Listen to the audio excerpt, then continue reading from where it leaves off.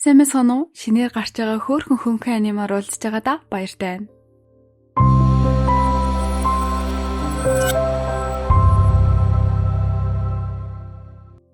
Чөтгөрийн хааны цайз руу бүхий л мэдээллийг цуглуулад хангалттай Чөтгөрийн хааныг ялна гэж бодсон үед ирээд тулалдахт нь яг л эрхийн мэдээж ясан гэлтэл нэг бүртгэлд байхгүй хамгаалагч залуу гарч ирсэн ээ. Намайг ялахгүй бол юу н Чөтгөрийн хаан дээр очих штэ залуусаа. Тэгээд хичээгээд үзэхгүй юу?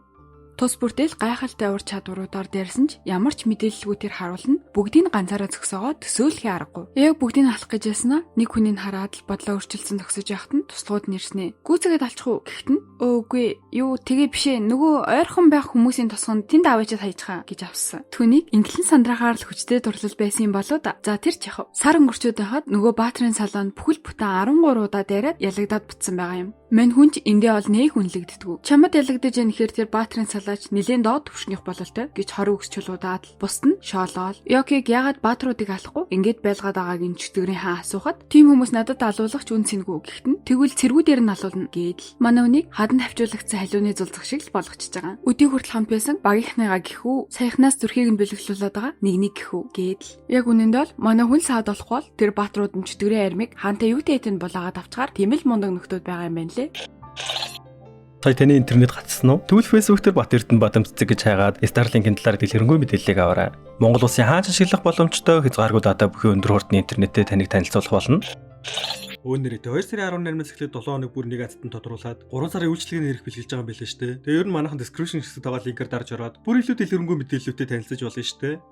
Нөгөө ид ч бууж өгөхгүй. Өнөөдөр заавал ялна гэдэл дайрсан ч Ёкиол элдний мастер байна уу, шидтэн байна уу хамаагүй л шоглчихж байгаа. Гэсэн ч гимтээсэн хүмүүсийн краш нэмчлээ. Энэ баатрууд нь бас л сонингарууд 14 дэх удаага дайрж ижил огт хашрахгүй. Манай бол одоо нэгэнтэй л алах нь ойлгомжтой болсон болохоор яг алах нь гэсэн. Наад санвартангаа үлдээгээд яв. Үлдсэний яг явж Чөтгөрийн хааныг усгоно юм яа нуу дураараа ол гэж авсан. Итгэмээргүй саналж гэлээ. Яхааргүй л энэ нөхрийг багийнхан дийлгүй гэдээ мэдэж байгаа. Хэдий хамтрагчаа золиослж байгаа ч нэг санварт нэг золиослоод ертөнцийг аврах нь чухал. Гээл хоорондоо маргааж ахт нь нөгөөх нь явцгаано надад бүү санаа зов гэдэл Ёки чиснэрээ оруулаад нөгөөд нэг ясалж Чөтгөрийн хааныг устгачаад ирж аварна гэдэл яваад өгдөг. Яагаад намайг үлдээж байгаа юм? Миний хүч чамд юу ч болохгүй гэж болох ч өглөө тэмцэх болно гэдэл юу юугүй дайраад ундаг. Ёкич бүр сандарсан өөрийгөө гацаж төгсчиж танилцуулаад буруу ойлгоод байна. Би чамайг алах гээгүй алах байсан бол анх уулзахдаа л амархан алчих байсан штэ. Үнэндээ би чамд анхны харсаар л дурлцсан. Надтай үер хийж гэд үнэн шулуухангаар юу гэдэл зөвшөөрөхүү дээ. Өөрчлөөрэй гэсэн чинь сэтгэл санаа шалаарна. Бүр өөрлөө нь үхлийн дайрал хийх гэж байхад хамгаалагчгүй. Яагаад хамгаалахгүй байгаа юм гэсэн чинь чамд хаягсан болохоор одоо харуулсах зүйл алгаа гэдэл. Угаасаа манай хүн амьд байсан ч энэ өрөөндөө л байх хэвээр. Эндээс хүмүүсийн хот тосготыг сүдэгт алгуураар гарах хэрэгтэй. Манай хүн тийхийг ерөөсөө ч хүсдэггүй. Ийм юм ярихаар чи яаж итгэдیں бүх чөтгөрүүд хэрцгийгээд л уралдаг. Манай хүн чи харагдах байдал нь чөтгөр болохоос ш. Үнэндээ дахин төрсөн хүн юм байна лээ. Бас нэгэнтэй л ийм төрхтэй төрсөн болохоор Чөтгөрийн хааныг нь амархан ааж болгоч гэлээ. Тэхэл юм бол дараагийн Чөтгөрийн хаан болох хэрэгтэй болж болохоор тэгдэггүй. Тэгээд л өдөр хоногоо утга учиргүй өнгөрөөж яхад нь энэ охин гарч ирээд л гонигт амьдралд нь өнгөнэмээд энэ хэдийн дайралтыг хүлээдэг болчихсон юм байна лээ. Энэ бүхнийг сонссон охин ч чамд хангалттай хүч байгаа юм чи одоо ч оройтойгүй. Им төрхтэй байлаа гэд заавал чөтгөр болох албатай гэж юу? Надтай зүг гадаад ертөнцийг хараад үз гээл гараа сунгадаг.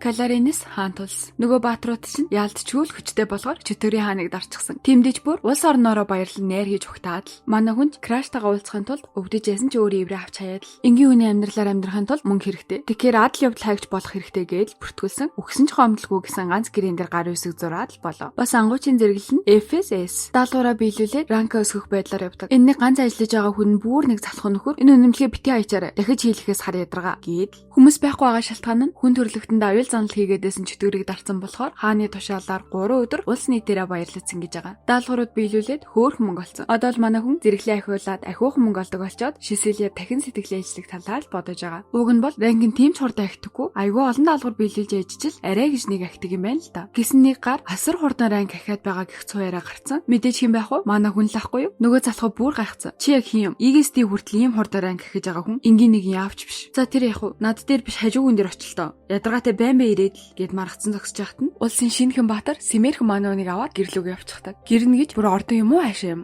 Манай Баатарцай нэг харуулan сүхт хэрэгнээс нэг залуу буугаад ирсэн их л гомдолтой байгаа юм. За тэр ч яхав. Йоки уг нь бол чимээгүй хүн дээшлээ гэж бодож байсан ч цуу яриа төмөр шиг л тарж мангар хурднараа гэхэд байгаа хүн хэн болохыг шууд л мэдэж байгаа болохоор манай хүн дээр ирсэн юм байна лээ. Гуйж байгаа гуйлт нь адал явдал хайгчийн бүлгмээс гараад өгөхгүйз гэж байгаа. Яасан гэхээр хэдийгээр чөтгөрийн хаа өгсөн ч гэлээ чөтгөрүүд болон мангасууд бол байж л байгаа. Гэсэн ч тэрнээс том аюул нь хүмүүс хоорондоо дайдах хэрстэл. Энэ асуудал нь бүр чөтгөрийн хаан дарагдсан гэдгийг сонсоод л харь орны гүнжүүд Баатартай суухыг хүссэн хүслүүд ирээд байгаа. Яагаад вэ гэхээр ийм хүчрхэг хүнтэй гэрлэх нэрэлээ устаа авна гэсэн үг. Манай хүнч тэр ийм хурдан ранг гэхэд байгаа болохоор энэ ертөнцид цөөхөн байдаг эс ранг болчих нь цаг хугацааны л асуудал. Тэгэхээр бусад улсууд манай хүнийг булаацалдаад эхэлнэ. Тэрнээс цаашлаад манай хүний хүчийг ашиглаад тухайн улсын дэлхийг эзлэх эрсдэлтэй болохоор хүмүүсийн анхаарлыг бити татаарай гэж байгаа. Уг нь манай хүн гэхдээ мөнгө нь хэрэгтэй штэ амьдрахад гисэн нөгөөх нь таныг эс ранг магадгүй түүнээс ч хүчтэй гэдгийг тань мэдэж байгаа ч надад таныг хөсөж дийлэх мөнгө байхгүй. Гэхдээ чадлаараа туснаа. Тиймээс гуйж байна гэдэл бүхийгэд гуйхт нь мангартаа дээл да. Ямар ч их мөнгө амлсан, ямар ч үзэсгэлэнтэй эмэгтэй гэрлэх санал тавьсан бэ? Би өөр ус руу явахгүй. Учир нь энд чи байгаа. Гээл даанч амар тэнэг байдалтай хэлээд нөгөөхт нь ч тэрэнд хаалагдаад хөөхий инээлдээд анхаарал татхааргүй адал явдал хайгчийн ажлыг үргэлжлүүлээ дөө гэдэл ярилцж яхад нь Шисилиягийн ээж нь дуудуулаад уулздаг. Яасан гэсэн манай Баатарт мангар их гэрлэх санал ирсэн. Тэр дунд нөгөө Баатар нь хүртэл байвал яах вэ? Манай онч бүр төвчлгүй ээжийг нь байгаагч мартаад тэр мө Баатаргоо яхаараа гүнж мөнжтэйгээ гэрлэхгүй манай гэдэл эхлэхт нь би бүх гэрлэх саналаас татгалзчихсан гэдэл тайвшруулж яхад нь ээж нь чи манай охин сайн бол гэрэл тийм эсвэл үгүй л гэж хариул. Гэхдээ манай хүн сандраад үгүйгээд л авчихдаг. Яасан гэхээр манай хүн чи нэг удаа сэтгэлээ илчлээд хаягдчихсан. Тийм болохоор адал явдал хаягч энэ төр хийгээд хөөхөн хөрөнгөтэй болж байгаа дахиад сэтгэлээ илчлэх гэж байгаагаа хэлэхэд нь азар ээжийнх нь тэгж шууд тулгасан нь урих байсан байж таардаг. Юугээд л нандаа охиноо тийм амархан хүнтэй гэрлүүлэх үү? Ямар хүн болохын шалгасан л юм байна лээ. Азар манай хөлдөөгаар тэнцчихлээ. Ээжтэй тэр хүнд тэтгэлтэй байгаа тийч сандраад байгаа нь их л хөөрхөн. Нилээд хэцүүхэн мангасууд гээд явуулсан даалгаврыг амархан хийчээд ээж хат нь их л танил нөхдөөд өөрлөн дэрчинаа манай үнийг яаж таних вэ? Нөгөө хэддэг уулзаад бөөн баяр. Энэ хэдийгээ тэр толлох бүртээ нуудаг байсан юм байна лээ. Одоохондоо хүч суултай бэртэж гимтэн гэж бодоод л тэгээ тэр өдрийн дайралтаар Баатар руу тэндээсэн бүгдийг нь устгахад дуралтаа сохорсон нөхөр энэ хэдийгээ мартаад л хүчгсэн гэж бодсон юм байна лээ. Энэ хэдтэй эвэр далавчаа яагаад байхгүй байгааг шууд л үннээ хэлээд одоо та төснээр амьдраа гэж хэлэхэд нь нөгөө хэд нь өөрийг нь л дагна гэж яддаг. Тэгээд хүний төрхөнд орохдоо бэлэн юм уу? Юуг ч туулж чадах юм уу? Гэхдээ нь тиймээ гээл томроод байсан байхгүй.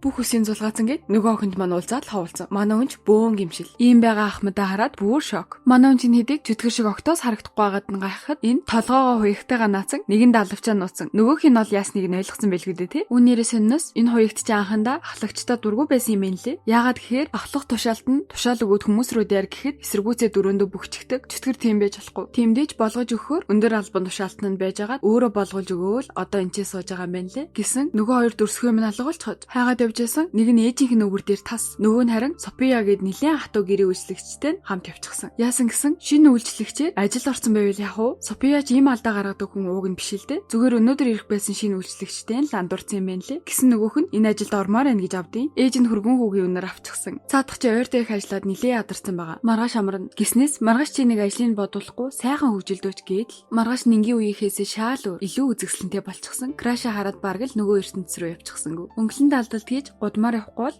хүмүүс танихаар хэцүү байдаг гинэ. Өдөржин л янз бүрийн гоё зүйл идэж өмсөж үзэж явсан ч манай хүний нүдэнд бол крашаас илүү хөөрхөн харагдах зүйл юу ч байсангүй гэж. Амарч яваад Баатарын салааны нийттэйгээ таарчдیں۔ Нөгөөх нь угаасаа манай хүний хүн байна ч нэ тоохгүй штеп. Бас танихгүй. Энэ бор устууг нь Баатартайгаа арай гэж болзоонд явсан ч ингээд энэ хоёр хин энэ болзоогоо сүрүүлж вэ гэж. Одоо ингээд ирчүүдийн өрсөлдөөн. Нөгөө Баатар нь ч гэж танихаар манай хүнийг ялах гэсэндээ хамгийн том, хамгийн үнэтэй гоёлыг нь зүлгэх гэж агаад өнгөлөнд алдалтыг нь сүрүүлээд бүх хүнд танигдаад баларваа өргөе. Манай хүн бол хинч биш юм чин балрааг үлдээ.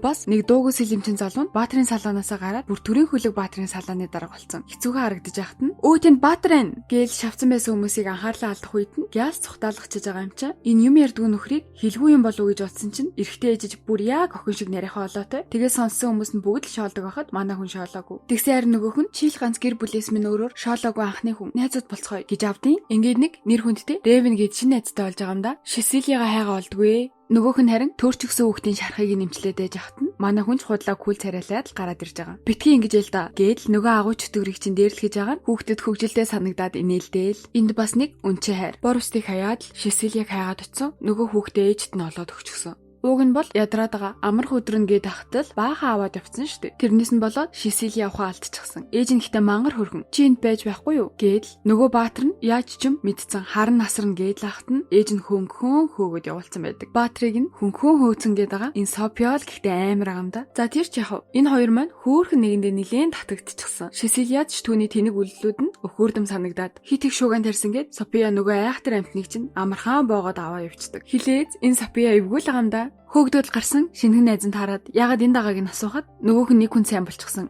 Тэгээ зөвлөгөө өгөж сандраад болж өгдөггүй. Гэхдээ нь мангар өөртөө итгэлтэй. Чи өндөр царайлаг, дээр нь дэлхийг аварсан Баатрын салааны гишүүн. Чамд бүх юм байна. Өөртөө итгэлтэй гээд сумлаад явуулчихдаг. Гэсэн юу вэ? Сайн хүндээ сэтгэлээ илчилнэгээд урам орсноо Шишилиягийн гэрлөө явчих юм. Арай дотроо ургуулan бодвол тэрэндээ шаналгаад л байж хат нь нөгөөх нь бараг л өгцөн үү яасан гэлтэй юм. За бат татгалцсан хариу авсан бол тэ. Гэсэн ч шалхахаар очсон. Ревен нь нөгөө туслагт нь сэтгэлээ ичилсэн байж таардیں۔ Тэр нь ч яг яаж таарсан талаараа хэлэхгүй хичээд л алга болчихдог. Энэ бол нилээд л асуудал юм шиг байгаа. Өөрөө хүн сайн болчоод туслахаа хүн сайн болж болохгүй ухааны мэрэд унах юм. Гэхдээ яалтчгүй хөөрхөн болохоор хүмүүс барьцаалаад өөртөө удирдлагын дор авч боолчилдог байхад нь аварсан юм байна лээ. Энэ хэдийн санаа нь Ревнийг сайн хүн гэж итгэхээр шийдээд л дуусгах шиг боллоо. Манай хүн ажиллаа ихээр ирэхэд нь нөгөө залуу нь байдгүй. Гэсэн нөгөөгч энэ бүлгэмийн дэд мастер нь байсан юм байна лээ. Байнга тэрнтэйгээ хэрэлдээд дассан болохоор хайцныг нь асуусаар агаад имлэг твцснийг нь мэдээд л эргээд очиход бөөн шарах. Амар л аратандаа таарчтэй гэж бодсон. Эхнэрээ уурлуулсан гэж авдیں۔ Ингэж зодхоос ч яхав. Эхнэр нь ч өөртөө найдал зэрэглэлийн хүн юм байна лээ. Гэхдээ эхнэр нь хингээж София хөрмийн ойн баяраа мартаад багахан тэнэгцэн болохоор л юм болгочихсон. Манууч эмэгтэй хүнд бэлэг тийм чухал юм уу гэхэд нь нэмж уурлуулсан ч сэтгэл шингэсэн бэлгэнд эмэгтэй хүн баярлдаг гэдэг үгийг сонсоод л бөөн баярлаад яваад өгдөг. Эхнэр нөхөр гэдэг үгнээс болоод мань хүн ч өөрийгөө гэрснээр төсөөлөөд л нөгөө Ревен дээр ирэхэд нөгөөх нь ямар ч сөрсөлдөг болчихсон. Нөгөө туслахынхаа нэрийг хэлсэн чинь л яаж сандаг юм гээд л годгээ босоод ирж байгаа. Тэгээд яаж таньдаг болсон бэ гэсэн эргүүл хийж яваад дээрлхүүлээ зогсож яхад нь аварсан юм байна лээ. Яг тэгээд ажил нь болохоор зүгээр явах гэж байхад нь баярлаа гэд нөгөөх нь санаандгүй яриад хоолооноос ичгтэн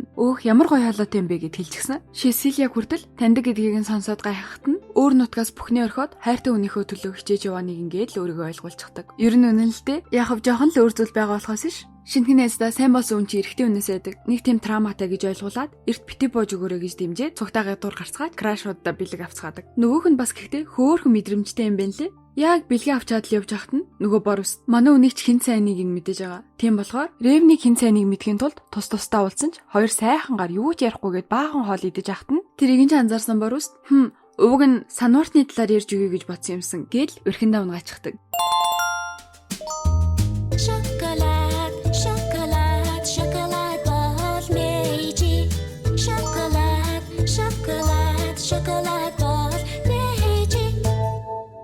Нөгөө Баатар нь дэндүү эготой болохоор л манай үнийг дандаа урлуулдаг. Тэгээд л тоодгүй юм байна лээ. За тэр ч яхав одоо Ревний нууцыг мэдээ гэхэд нь бараг л тохиролцоод байгаа юм шүү. Чи ч бас нууцаа хэлгээд л. Энэ хэд чин чөтгөрийн хааныг дарахаас өмнө бараг 1 сар жирийн 1 цэргийг барахгүй зөндөө хожигдсон. Тех бүртээ доромжлуулж байгаа юм шиг л бүрийн идгээчихдэг байсан. Бас ойролцоох тосгоны иргэдэн ч эхэндээ Баатрууд гэж хүлээн авдаг байсан ч сүүлдээ залхаад ахт нь азар тэр дийлдэшгүй зэрэг нь өөрөө санал тавиад тэрийг нь бор үст шууд л дэмжиж тавьчихсан. Тийм болохоор Баатар нь энэ бор үсттэй дургу болчихсон юм байна лээ. Ерөнхийдөө л манай үнээс болоод хоорондоо хагаралтчихсан. Тэгээд ярилцааг болохоор л одоо ч үл ялгалцаад яваад байгаа юм байна лээ. Мань хүнч хоорондоо сайхан ярилцгээд л зөвлөгөө өгөөд салцгаадаг. Ревен ч үнээс нь урам аваад нөгөө туслахтай нь уулзахаар ирэхэд нөгөө хоёр туслах нь чирчихсэн. Бас шалгаад л байгаа. Тэгээд арай гэж уулзаад авсан бэлгээ өгөөд найзууд болцгоё гэхэд нь найзууд бол болж болно гэд фрэнд зонд ч уу яв. Манай хүнч хэдэн өдөр Шишилиатайгаа уулзаагүй бараг өгцөн. Цаатах нь хот тосгодуудаар явж шархацсан өвчтэй зовлонтой хүмүүс туслаад ер нь л Баатрын салаа тэр чигтээ тарж бутраад энд тэн даалгавруудаа биелүүлээд явж байгаа. Ийм завгүй болохоор хизээж уулзаж хоорондоо ярилцахад эцсийн эцэст гол бурууд нь бие юм хань гэд өөрийгөө л буруутгаад байгаа юм. Сеннос нөгөө хуягтай нөхрийг чинь Ревен ураад хөлөг Баатар болгочихсон. Үнгийн үргэж краш нойроо хуулзъя гээд дамжуулахад бөөн баяр. Босоод л өдөр чи юу хийх вэ гээд гудамжаар сэлгүүцээд явж хахад нь нэг гудамжны зөнч. Чи ч өнөдөр нилээ даазгүй байхан дээ гэж авч ийн. Краштайгаа уулзах гэж хахад нь юу гэж тийм юм нөлөөлөх вдэ. Яг харагдаач гээл тэгсэн байнга үйлчлүүлдэг дэлгүүрийнх нь худалдагч нь солигдсон. Авсан юм нь бүгд буцарсан. За тэгээл яг хэлснээр нь азгүйтлүүд хэлж байгаа юм да. Хулгаад мөнгө алдаад л буцаагаад авсан. Нөгөө Баатар нь тэр үнийг дээрэмтчлээ гэж ойлгоод эн чинь минийх гээд хичнээн хэлсэн ч ойлгохгүй дайраад шоронд орчвоо өрхий. Гэхдээ яг бурууг нь нотлогдоод гарчлаа юм л та. Энд нь нэрээ нэг илип ажилдаг юм байна лээ. За тэр ч яг нөгөө Баатар ч буруу ойлгосондоо уучлалахгүйгээд бөөн хоолундаар дайлаад Шисилиатай найз гэдгийг нь бас мэдэж байгаа болохоор яаж дотносхуул гэж авч ийн. Юу гээл өрсөлдөгчтэй хэлэв. Нөгөө бор үстээсээ зөвлөгөө аваач гэхэд нь энэ нь бор үстийг Шисилиаг үзий яддаг гэдээ ойлгоцсон юм байна лээ. Яг үнэн нь гэвэл тэр өөрийнхөө ялж чадахгүй байсан өрсөлдөгчийнхээ хажуугаар өнгөрөх сайхан боломж гээд эзэн шийдвэрийг нь өөрөө л гаргасан. Хэдийгээр тухайн үед бор үстэл ганцаараа орхих санал гаргасан мэт боловч үнэхээр л эзэн шийдвэрийг өөрөө хийгээд явсан гэдэгтэйг эвлэрэхгүй бүх бурууг бор үст рүү тохоод тэрэндээ итгээд байгаа юм байна лээ. Тэрийг нь хоёр талаас нь ойлгуулад хэлсэн. Нөгөөх нь үйлчтий. Яг нь багасаа хамт өөрийг нь дэмждэг байсан хүндээ муухай зүйл хийсэн гэдгээ одоо л ойлгож байгаа. Тэгэл одоо яах вэ хүү гээд л очиод уучлахгүй гэж зөвлөөл нөгөөх нь ч хүүхдэрээ хөөрхөн. Зөргөн хөрөхгүй байна. Цуг яваач л гэдэг. Үнэхээр азгүйгээр хувцсэлж ахт нь ороод л яг уучлалтаа гуйсан ч гэсэн жаахан нэмж тэнэгцнээсээ болоод алуулангаа алддаг л да. Харин манай үний аз нь буцаад ирсэн бололтой. Нөгөө өгсөн билуутай нь бицарсан байсан уу гэж асуугаад шинэ билуу. Бас нөгөө тусалсан хүн мангар баяа айлын хүү байж таарад бас нэг юм өгч яана. Арай гээд л очсон нөгөөхөө зөндөө хүлээлгчихсэн. Гисэн ч яхав хөөхнөө барьж дийлэхгүй л хүлээж байгаа юм чинь. Хэдэн өдрийн турш болсон сайн сайхны ярилцаа сууж ахт нь нөгөө хэд нь шуугаад л ороод ирдэг. Алдаагаа ойлгоцгоос юм гинэ. Ирээд л ганцаарынгийн үх гээд үлдээж байгаа юм шиг үлдээсэн дуушлаарай. Гэхдээ манай тэрэнд ногтоос огомдог. Угаасаа энэ хэд эмчлэгчгүйгээр чөтгөрийн хаанлаа орж ийн гэдэг адилхан л үхэлтэйг нүр тулсан хэрэг. Тимээс хиндэн ч буруугүй. Бас болоогүй. Арай гэж ялчаад үхэх гэж байж л түүнийг амьд байгаасаа гэсээр л гүйжирсэн хүмүүс хахад угаасаа юу гээд л үзий ядах вүлээ. Тэгээд ч тухайн үед ямар өөр сонголт байсан биш гээд л бүгдээрээ эвлэрч байгаа. Хамгийн хөөрхөн нь манай үнийг бусдад зөвлөгөө өгöd эвлэрүүлсэн хүн гэдгийг нь мэдчихсэн. Гэр бүл найзуудтай дотн болоод энэ ертөнцид тасаж агаад нь баяртай байгаагаа хэлэхэд манай хүн чичи сандраад л нөгөө авсан бэлгээ өгдөг. Хэдий тийм үнтэй биш ч гэсэн бүр амар баярлаад лавдаг. Тэгэхээр энэ штэ манайхан сайн үндэ заавал үнтэй гэлтгүү сэтгэл гаргасан бэлгэл жинхэнэ бэлэг болдог юм штэ. Хаа нэгтээ хот тосгодыг дээрэмдэд байгаа алуурчдыг ядах юмгаа алах нэгэн хүчрэхгээр. Нөгөө талд бол манай хүн хоёулахны явах байсан юмн дээр нь нэг шаврын алдт нэмэгдчихсэн гэд бөөн уур. Шисилийн ажилдаа туслуулахаар уг нь манай хүнээс л гуйсан байтал хин сайн үнтэйгээ хоёулахнаа л өдрийг өнгөрөөхийг хүсэн штэ. Энэ хэд явсан шалтгаан нь нөгөө дээрэмчдийн халдлагад өртсөн тосгонд туслах. Өвчтөе зовлонтой шархсан бүхнийг л идгэж яваал хүн л болсон ядарч байгаа штэ. Даанч үг авахгүй зөрүүд өөрийгөө ч үл тоогоод хүмүүсийг эмчлэх гээд харна. Манай хүн хүчээр унтуулаад л амраангуудаа өөрөө бүх ажлыг хийчихэж байгаа юм чинь.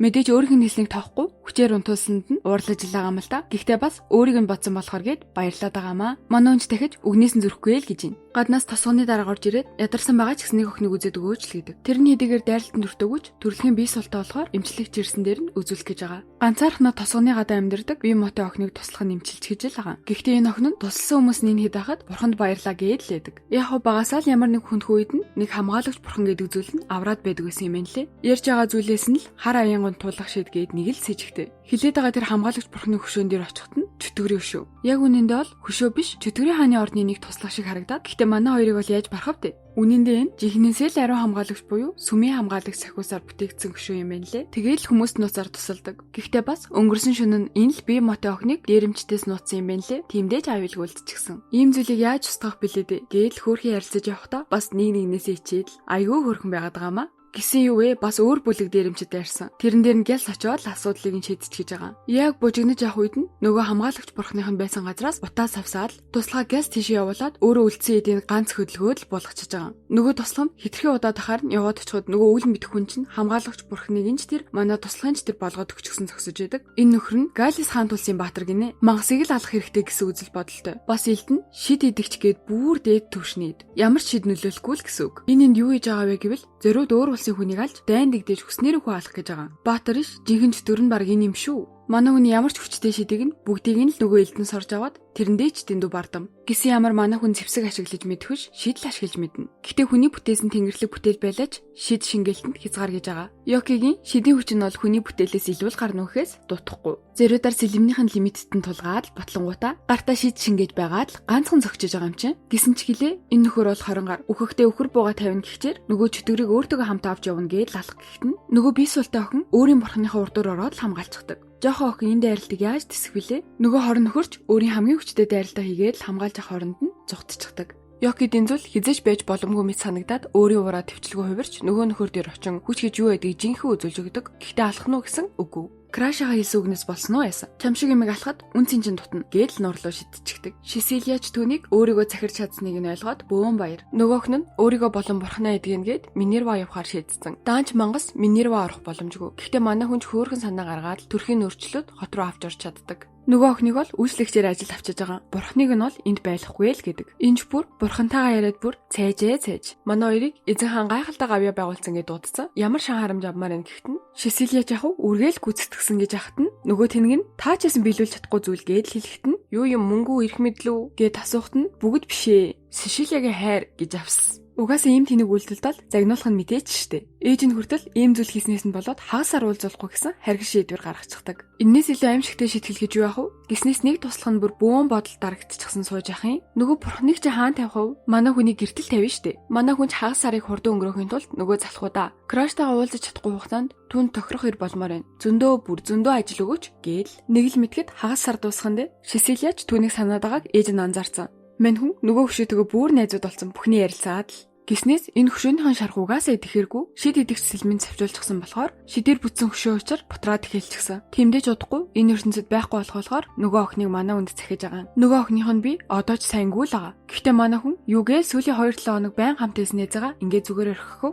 юм бодноо л гэж юм. Яг хөв сэтгэл нь сайхан юм да боломжгүй гэдгийг нь бол мэдчихэл байгаа штэ. Гисэн юу вэ? Шидэж чулуу идүүлээд л шидэн нөхөгт чинь гэж авсан. Гэхдээ шидэж чулуу хаанаас авах бэлээ? Гээл манараа зогсож яхад нь Шишилия ирээд нөгөө охины биеийн муугаа гэлдэг. Түүний өвчнөд шид нөлөөлөхгүй, имэл нөлөөлнө. Энэ тослох хүн юм сайн идэгч одоо орцон дутаад байгаа гинэ. Манай хоёрч дуу нэгтэл цугтаа тэр ховор имийн ургамлыг хайхаар явдаг. Гэхдээ ховор зүйлс зардаг ганц дэлгүүрт нь тэр цэцгэнч тэр шидэж чулуунч тэр хоёулаа дуусчихсан. Яг баларчихсан байж хахад нөгөө залхуун нөхрийн шин даалгавар нь шидэж чулууны агууд байгаа мангасыг дарах даалгавар. Азар тэнд нь шидийн чулуу ихэдэг болохоор шидийн чулууны хүчийг шингээ ургадаг тэр ургамал нь ч гэсэн байдаг. Бөөн баярлаад шууд лявцгаадаг. Даанч тийш очиход 2 өдөр зарцуулна. Хэдийгээр очсон ч бүрэнхээ болж байгаа болохоор оролгүй нар мандахаар орно гэж байдаг. Яасан гэхээр нөгөөх нь шидийн чулуу идээд энгийн нэг мангас биш болсон. Нар буух үед бүрч хүчтэй болдог юм гинэ. Яагаад гэсэн өмнө нь таарсан нөхрийн шид шингээдэг ил шиг мангасын арьс нь шүн шид шингээдэг болохоор гэж юм. Гэхдээ энэ удаа тэр мангасын арьсыг баг гэмтэх хэрэгтэй. Тэгэж ээжэл арьсыг ашиглана. Өвлөөж болж тулаандаа явах болоход София ч үйлчлэгч байгаа хувцастай. Хувцас солихгүй юм уу гэсэн чинь нөхөр маань намайг ийм байгаагаар минь харах туртай. Гээд л айгуур амаанч хоёр агаамаа. Гэхдээ яалтчгүй л ээж зэрэглээ ангуучид гэсэн шиг нилээн хүчтэй. Нөгөө мангасанч тэр манай дөрөвтэй зэрэг тулдахар хүчтэй. Яг нь манай хүн өөрийн дөргөндөө байхгүй болохоор ихэнх хүч нь байхгүй л дээ. Гэхдээ л энд байгаа хин үнээс илүү хүчтэй нь үний юм хань. Асуудал нь дан ганц шүн тэр хуйг нь шид шингээдэг болж таарлаа. Бас хуйгийг гимтээгүй устгах хэрэгтэй байдаг. Газар өргөж биеийн төгтсөн ч арай л тэнд хүчтэй болсон авраг амтан. Манайд гэхдээ дөрүүлээ хүчтэй болохоор хүчээ нэгтгэж агаад л айгүй нарийн төлөвлөгөөтэй дайраад дотроос нь дайруулахад нөгөөх нь өөрийгөө хувлаад л үнэхээр яршигтэй.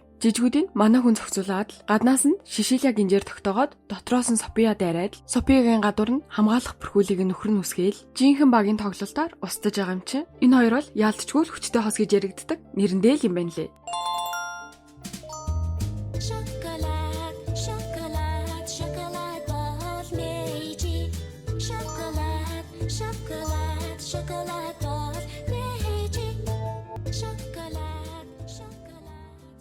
Одоо мангасыг ялсан юм чи чулуугаач тэр цэцгээч тэр аваад л явхад болно. Авчаад яг явах гэсэн шүн явах аюултай явахгүй гэж идэв. Манай хүн бол яаж төвчгөвд оройн явах гэж хахад Шисилия энгийн эдийн мэдчихсэн болохоор нөгөө цэцгийн нөгөө л энэ хоёр чинь нэгний мэдрээд айгүй өрхөн. Нөгөө хоёр дээрээ чочиж гял сэмчилчгээд буцаж очиод өдөржин крашийнхаа өвөр дээр унтсан байдаг юм. Ингээд ихний парт дуслаа. Таалагдсан бол бүгдээрээ лайк сабаа дараарай. Баярлаа.